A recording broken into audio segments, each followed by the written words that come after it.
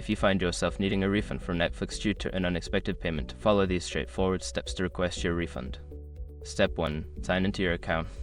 Log into your Netflix account using your email and password. Make sure you are accessing the account that was charged. Step 2. Access account settings. Once logged in, navigate to the top right corner of the screen and click on your profile icon. From the drop-down menu, select Account to access your account settings. Step 3. Locate billing details.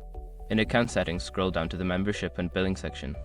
Here, you will find your billing details, including your payment history and the date of the recent charge. Step 4. Contact customer support. Before filing a refund or dispute, use the shrc.com link in the description to open the refund dispute deadline calculator and confirm your deadline. Step 5. Explain your situation. When you reach customer support, clearly explain your situation and request a refund for the recent payment.